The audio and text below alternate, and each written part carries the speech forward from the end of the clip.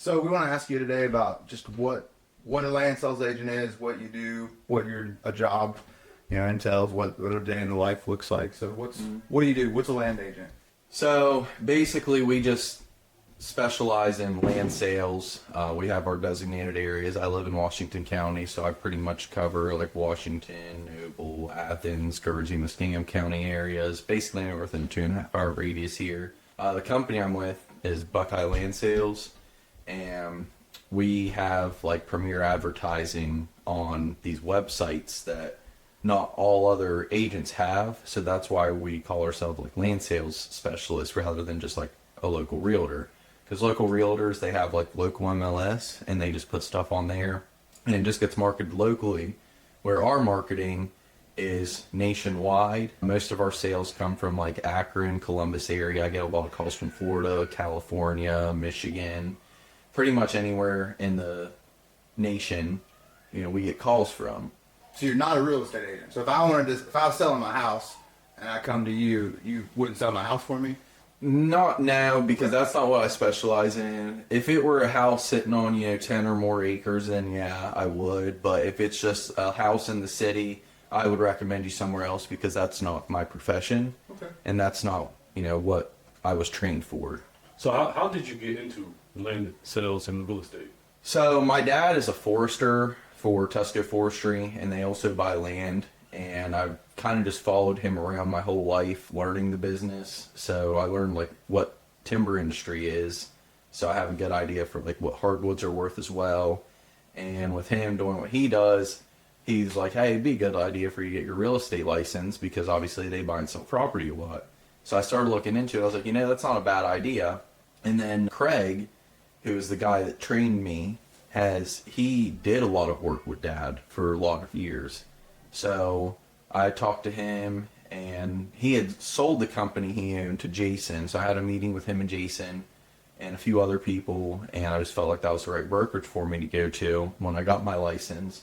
But at the beginning of things, it was basically just Dad telling me, hey, you should do this. And then I started doing it, and I absolutely loved it. So I just started doing it full time. So what's like your typical buyer? Like, if somebody comes to you, what are they usually looking for? It's either you have a few different groups of buyers. One, you have your investors. You either have people looking to invest in timber, mineral rights, or just in parcel splits to split property up and resell it. And then you also have your hunters who are just looking for a really nice piece of recreational property. Maybe they can go ride ATVs, they can go hunt, fish on, that sort of thing. And then you have your builders, people looking to get a country setting to go out and build on. And that's pretty much just the whole pool of buyers. Is there a type of buyer that you like working with specifically? Would you prefer hunters or builders? With what I do, I kind of work with all of them. I like working with investors a lot because growing up, that's what Dad did. So it just interests me, and I really like that aspect of things just because it's just a lot of fun to deal with. You go through whenever you do these like parcel splits, for example, it is a lot more difficult than people think. You have to go by, each county has their own set regulations you have to follow. So you have to follow those regulations, and then you have to get surveyors out there. You have to go meet with them, show them what you want. And then you usually have to go through the map office at your county to get it approved, and then as well as driveway entrance permits. So I do that kind of stuff a lot, and I enjoy it. But also I do like working with hunters because I'm somewhat of a hunter myself. I don't really do it a whole lot anymore, but I used to. And it's kind of fun going out there with them and helping find them a property that they like, because a lot of times I'll get hunters that they buy a piece of property off me, and then a few months later I'm getting a picture of a buck they shot off of it. So I like doing that. And then some of these properties I've sold, people build on, and they'll show me their house that they built, and a lot of times they have families with kids, and they're like, oh my goodness, we absolutely love it out here. So I don't really have a specific one that I prefer, because all of them, you're helping people out, and that's all that matters. So it sounds like it's more than just selling land. Even after you sell the land, you keep in contact with people you sell the land to, and you actually have an ongoing relationship that's healthy and beneficial for both of you. Yeah, I do. And anytime anyone needs help, just because I sold the property and we're done, anytime someone needs help, I help them. Like people need help putting their property under a CUV for tax cuts, I always help them along there. If they need builders, I help them with that. If they need any sort of approvals for their property, like septic or anything, I'll get them in contact with the health department and get them permits that they need to fill out. And on top of that, also just talking to them. I mean, I still have people that I sold property for a few years ago that, every now and then I was giving them a call and ask how they're doing and talk to them. And they do the same with me. Like if they haven't heard from me in a while, they'll call me and just be like, hey, how are you doing? I haven't talked to you in a while. Yeah, so it's more than a transaction. Yeah, it is. It's an ongoing relationship. Yeah, I always end up having a good personal relationship with all of my clients just because, I'm a pretty outgoing person. I like getting to know people and talk to people. And my main goal is to help people. So to help people, I have to know them on a personal level to know what their individual goals are. So how important is that in land sales, keeping that relationship healthy and making sure that you do more than transactions with the people that you sell to? How important is that? It's very important because if you don't have that relationship, you might not be looking out for their best interest, which is what we're supposed to do, is look out for the client's best interest. So if you don't have that relationship with them, sometimes it might, persuade you not really to look out for them as well as you should. And I'm not saying that does happen all the time or anything, but sometimes, you hear about people who they might not have known a whole lot about what their property was worth. For example, like, an old woman whose husband just passed away and she wants to sell property, she calls someone out, like, as any other agent, sometimes they'll take advantage of that. So that's why I think a personal relationship is good, because if you have a personal relationship with them, it will keep you honest. Because I don't care who you are. Anyone, sometimes people put money ahead of like people, which, it's just not good business. And on the business side of things, because we talked about this a couple of days ago, you mentioned that somebody's neighbor that you recently sold property to is getting ready to use you as a realtor. Mm-hmm. And that is possible because of the relationship that you built with the person. Mm-hmm. So I think it's more than just, keeping that connection as a person to person, but it's also good for business. Mm-hmm. That's what it seems. Yeah, it is. So, I just sold a big farm for a guy, the Sand Ridge one that you guys did all the videos for me and stuff there on the YouTube channel. And he got me in contact with one of his neighbors wanting to sell their property. And then I had a few other neighbors call me about potentially buying or selling some property.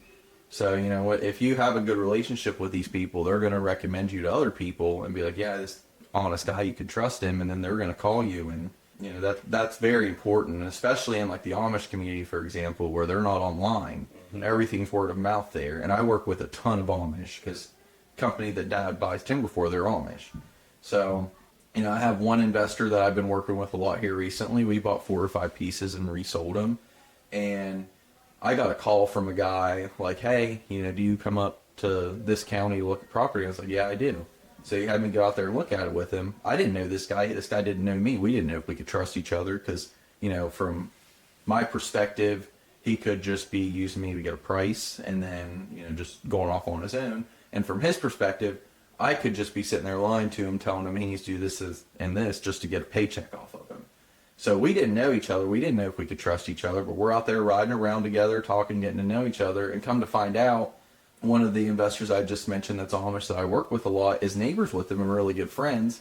And then another investor I work with that my dad buys timber off of, this guy also buys timber off of him on some of these properties. So I had 2 good connections, and he literally just made one phone call. And I was like, hey, what do you think of this guy? And he's like, yeah, go with him. And that was that. So the word of mouth is by far the best source of marketing for yourself, because if someone starts saying that, no, you can't trust this guy, you're not going to be in business tomorrow. Right. So we're about like the groundwork. So, we're established about like customer relationships. And let's say I got 100 acres. Mm-hmm. And I'm like, I need to sell this 100 acres. And I call you. And I'm like, yeah, I have 100 acres I want to sell. Like, how does that work? What happens? What happens after that? I call you. So whenever you call me, the first thing I do is get as much information off you as possible. So I want to find out if you own your mineral rights. I want to find out how buildable the property is. I want to find out when it was last timbered. I'll ask you those 3 questions. You'll answer them so that I have an idea of what I'm going into. I'll look at it on a map, and I'll kind of get an idea of how the property lays. And then I'll say, hey, is it all right if I come out this day and look at it? And you have the option to meet with me or not, because a lot of times people are like, nah, you can just go out there. I'll go out there on my own, walk it, take some pictures, and then come back with my price. On top of that, another thing I like to do is I usually like to look at the title before marketing it. I'll either have title pulled or I have some ways I can search up the title on the internet and I'll look over it. Because if you tell me, for example, like you're like, yeah, I own the mineral rights, but they're leased. If you don't know much about the lease, I can look that up and find it. And then I can see how many wells you have on the property, if you have free gas to a dwelling off those wells. I can't get royalty information without talking to either you or the gas company that has the lease. And then I just, look at the property and then try to get an idea of what you want to do. Because if you have 100 acres, if it's got big timber on it, I could either, offer to get a timber cruise, or I can offer you to even like just sell the property outright to a timber company. Right. Or if you want to get the most money out of it, I'd be like, you could timber this, split it up into parcels, and here's kind of what I can do for a bottom dollar. So that like consult, if you come into my land and looking at 100 acres, like, does that cost me money? No, it doesn't. So I'll come out there and look at it, and I'll give you my opinion. I'll give you every single option that's available for your specific property, and then I'll talk to you about your goals and what you want to do with it, and if you decide to sell, which route you want to go. But yeah, I mean, you're obviously not obligated to do anything with it. I just come out and look at it, tell you my opinion, and then we can kind of go from there as to if you want to move forward with anything. So what if it was the other way around? So say I call you, I find your number, and I'm like, I'm looking to buy land, but I don't even really know how much land I want to buy. I want to maybe I want 40 acres, maybe I want 80, 90. So what does that call look like? I call you and I'm like, hey, I'm looking to buy some land. Yeah. So the first thing, if I work with buyers, the first thing I always ask is, how many acres they're looking for, what they're looking to do with it, and what they're pre-approved for. And if they aren't pre-approved, I have a contact with a lady at Farm Credit that I use. They're the #1 land lending company in the nation. So I always recommend calling her. And then I'm like, hey, what are you looking to do? If someone's like, I'm just looking to get a nice property for hunting that I could potentially build a cabin on, then I'll go through the website, be like, all right, here's what I got. I'll send them videos. I'll send them a link to the website with maps. I'm like, call me if you have any questions. Read through all this, look at these videos, and tell me what you think. So that's essentially how that goes. I just like to get a feel for what they want and then try to lead them towards the direction of something that will fit well for them. Right. So, seeing that this is going to be online, somebody in Oregon could be watching this video and looking at land sales. So we are located like Ohio, West Virginia border, and they might not be familiar with, what our land looks like. So, do you feel like there's something unique about Washington County, Wood County, our area in West Virginia and Ohio that, that something unique that would bring those land sellers to look at, say you wanted a vacation piece of land or investment hunting, is there a reason why they should look in our area? Yeah, so Washington County, for example, in Ohio, is known for like a very good area for hunting for big bucks. It also has a bunch of Wayne National Forest in the county. So you could, you could just go buy you a 30-acre chunk of land for maybe like $120,000 and you're able to hunt thousands of acres because it might border Wayne National Forest. And it's known for excellent buck hunting. There's always a lot of turkey around here. And then, you got the Ohio River you can fish. So this is a very good area for recreational land as well as potential investments because land around here typically goes up about 8 to 12% annual rate. So anytime you buy property around here, the values of it's always going up as well, which is why I like land from an investment standpoint because it grows with inflation. So like your money in the bank just kind of sits there, but if you put it into a piece of property, as inflation goes up, the value of your property goes up with it, and most of the time a good bit more than just the inflation on top of it too. So what about like national rates? Like, is property in our area cheaper than most places? Like, can you get a better deal? Like, what do we? So the market in Ohio the past year or two has actually, like from a recreational standpoint, I believe they ranked like top 3 in the country for recreational land sales, like the prices and then the cropland as well has gone up tremendously, which is a good thing though, because even though the property here might be more expensive than 47 out of 50 states, it also means that its value goes up more too. Right. So, and then the Hocking Hills area was in a magazine this year for like one of the nicest like places just for like Airbnbs as well as scenery. It actually ranked ahead of Yellowstone. I think it was number 4 on top 10 like tourist destinations for the year. So that's another thing is you do have a very large market growing down there, and then you have the big Intel plant that just went up in Granville, which opens hundreds of thousands of jobs. And up in Columbus is already a pretty big industry, so you throw that on top of it. You know, Intel was buying land for $100,000 an acre up there. So then whenever, like, we bought some land there, and then we resold it into parcels, and it was bringing about $60,000 an acre. So land up there has gone crazy high, and just in Ohio in general, it has picked up tremendously, because Washington County 5 years ago, properties in some parts of it, you know, the lesser parts of Washington County is maybe worth $2,500 an acre. Now it's rare to find anything in Washington County under $4,000 an acre. And that was just 5 years ago? Yeah, That's a quick turnaround. it is. Yeah, I mean, it's doubled. If in some areas have done way more than double just the past few years. Like, we bought a farm out in Lowell, and whenever we split it up to resell, you know, we thought $4,000 an acre was pretty high for it. But I put that thing on the market. I put one parcel on the market, and it had just been timbered. No oil and gas rates go with it. I put one parcel on the market, and within 3 days, all 7 were under contract at full price, having just been timbered too, with no oil and gas, $4,000 an acre. And that was a couple years ago. I mean, prices have even gone up a little bit since then. I mean, now that same area, I'm selling property. One of the parcels I sold, I'm selling right now for about 50, you know, 5,000 to 5,500 an acre is about the range that it'll sell for. So it's safe to say that you're making bank. Well, I mean, not necessarily, but there's a lot that goes into it, though. It's not as easy as people think, because, you know, a lot of people think, oh, you just throw this on the market and then you're done. But for some properties, I guess, some of them do sell themselves. So I'm not going to sit here and say all of them are like that. But a lot of these, I mean, you guys do my drone work for me. You know, you got to make sure you have the highest quality stuff, marketing, in order to get the best out of it for your client. And you have to make sure you've done all the research possible on it too. And on top of that, whenever you get into these parcel splits, you know, before even marketing the thing, you're out there 4 or 5 times meeting with several different people and hours on parcel splits and pulling deeds. And if you got wells on a property, you got to see which parcel is going to have the well with it. And if they're letting a mineral rights transfer, you know, you got to tell people it's under a lease. You don't have a well out there, so you don't even get any money for the lease, but you technically will in the mineral rights if that lease were, for example, to expire, which in this area, a lot of times you're under a production lease. So then the chances of that expiring are very slim. So, you know, are you able to add value for them technically owning the mineral rights on those parcels that have no wells whenever they're not getting anything off of it?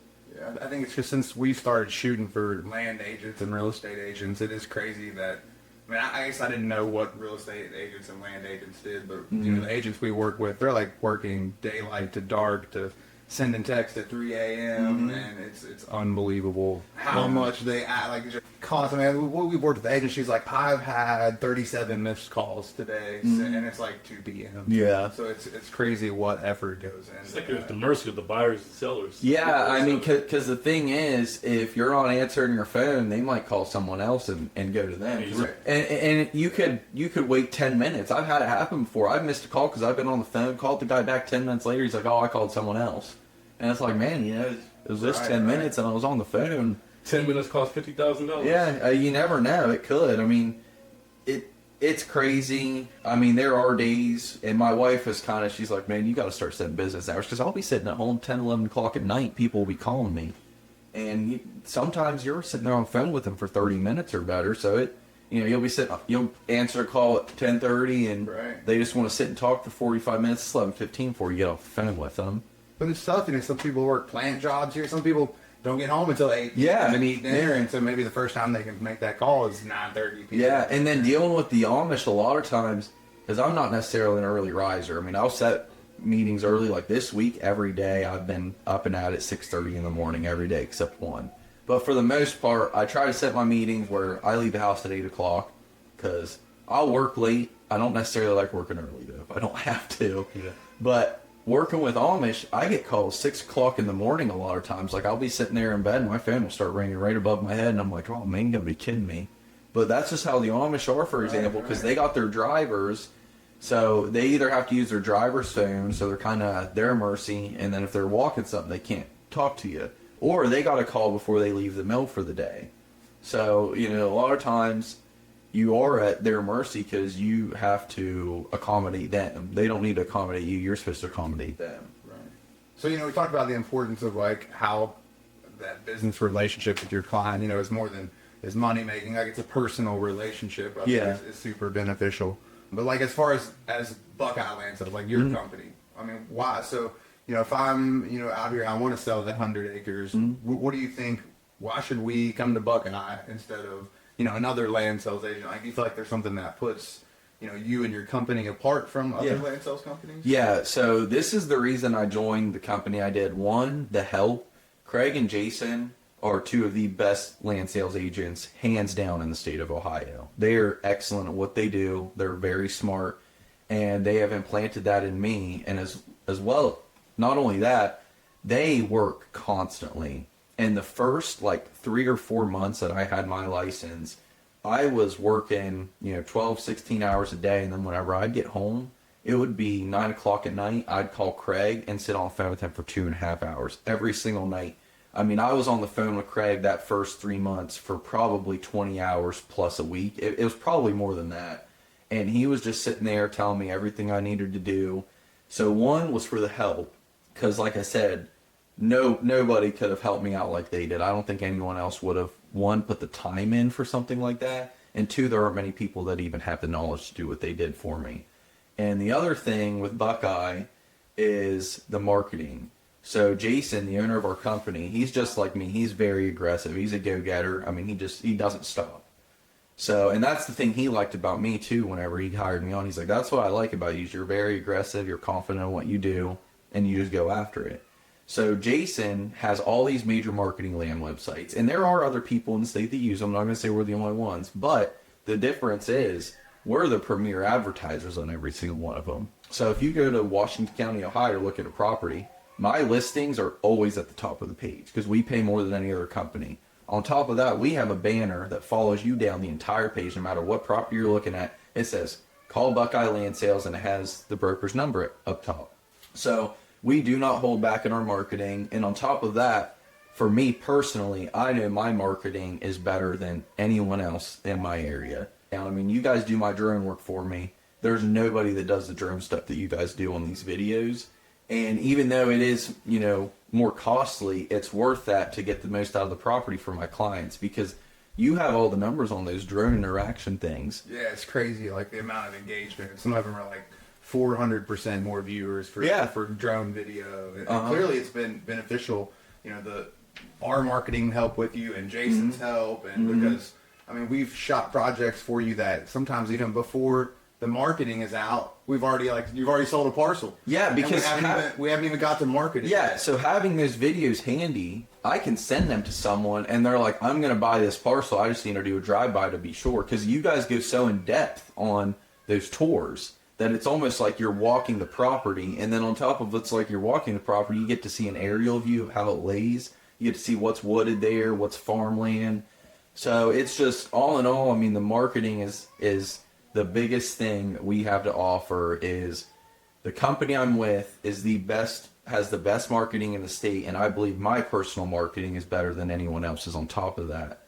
And that is what, whenever you're a seller, you look for, because that's going to get you the most out of your property. Whenever you see these high engagement videos on YouTube, you know that it's everyone that's looking for land is going to see that. And I've gotten so many calls saying that the Sand Ridge farm, all the previous owners called me and were like, man, I really appreciate what you did out there. They're like, we've had videos done in the past, but nothing has been anything like this. They're like, we have not seen another agent do the marketing you did, and we appreciate it because it's a family farm, and we really like that and appreciate it. Right. So Actually, that's something I never really thought about. Your marketing, you're providing in the videos, you're providing a nice video for the seller, but even if they sell it and move on, they still gotta have a video of their land. Like, even though they leave it, like they still have a video, and they're like, oh, and they may have never had that. Yeah, and I did one of those for another seller, and she was very attached to her farm, and she saw the video, and she's like, man, it almost makes me not even want to sell it anymore. Right. And she kept a hold of it, and yeah, the sellers do greatly appreciate the good quality content, but that's what you have to do. Right. So. which is good marketing. But I think the most important thing in all of that is just when you're talking about just that personal relationship. Mm-hmm. I mean, you can have the best videos and you can have the world's best marketing, but you know, when you meet with somebody and you feel like you can't trust them or they don't have your best, interest at heart, like that's what's really important. Like if I sit down with you, I want to know that it's genuine. Yeah. That you're there to help me, that we want to sell the land, that it's fair for everybody, which is way beyond good marketing. So the fact that you have that on top of good marketing, I mean, it sounds like a win-win situation. Yeah, because that is the most important thing. And the way that I'm able to connect with all these clients is I grew up on a farm in Southeast Ohio, and I grew up laboring. I mean, I built hundreds and hundreds of fences for my dad on our farm. So I have that, I operated equipment before I got my real estate license. I was operating heavy equipment for Tusco. I know how to like reclaim jobs, which all this kind of goes into the same thing, because that background helps me understand, the timber aspect of things, reclaiming it, like what your trail should look like, as well as for building, knowing where you can put driveways in, where you can't, where the nice building sites are. So all of that kind of goes hand in hand, but it also helps me have a relationship with these clients, because most of the times my clients are either hunters or they're farmers, and me, having been a farmer my whole life helps that. And I have my own property right now. I don't have it set up for farming yet, but I am going to get cattle out there and run cattle with my dad. It's connected to his farm. So all that kind of stuff helps connect on a personal level. And I mean, after talking to me, I always try to get an understanding of what they want. And, the trust is the biggest thing. So if you can get them to trust you, it's pretty simple from there, as long as you guys know you can trust each other. So just for like people maybe who have some land, like what if I have, 80 acres, 100 acres, 200 that's been in the family, but I'm not a hunter, I don't have farms, I don't, but I don't really need to sell it, but I got my house here and I want to keep these 10 acres. Like, so I could call you and be like, look, I have 200 acres that I don't really need. Like, that's something that you come out and look at and maybe potentially sell. And yeah, so I do get those a lot of times too, or people out of state. And a lot of times the out of state people, they don't really care. They just call me and they're like, hey, sell this for me. And it's pretty simple, because, I call them, talk to them on the phone, because they're always in a hurry. Because, people up in Columbus, for example, in those big cities, a lot of times they're very busy. So they'll simply call me and say, hey, go look at this property, tell me you can sell it for. And those a lot of times you don't really sit down and talk to them a lot. You talk to them on the phone for a while, get to know them a little bit, but with them, most of the time it is more about business. Yeah, it's transactional. Yeah, then a personal relationship. Right. Yeah, so sometimes you do get involved in those ones where it's just business. They're like, sell it for me, and that's that, and then I take care of it. But a lot of times, like with what you're saying, you might be someone looking to retire and you don't have kids, or your kids just don't want to take care of the farm, because I'm dealing with a lot of that right now. A lot of farmers right now, they're getting older, they can't handle their farms anymore, and their kids don't want to take them over. Right. So they're like, hey, I want to live on my house with 5 or 10 acres, sell the rest of it. So I'll be like, okay, I'll come out and look at it and do that for you. You're able to like split that up and divide the property. If they want it. Now, a lot of times they don't want it done that way for personal reasons. Right. So, and this is another thing I do for them. If they tell me they don't want the farm split up, I do talk to buyers looking. I'm like, hey, sellers would appreciate it if, the property were going to someone looking to farm it. What's your idea with the farm? And I always try to do my best to tell them, hey, this person's going to farm it. They're going to keep it in, how you guys had it. And they do appreciate that too, because I've done that a couple times. Anytime a property's going to be split, I let them know ahead of time.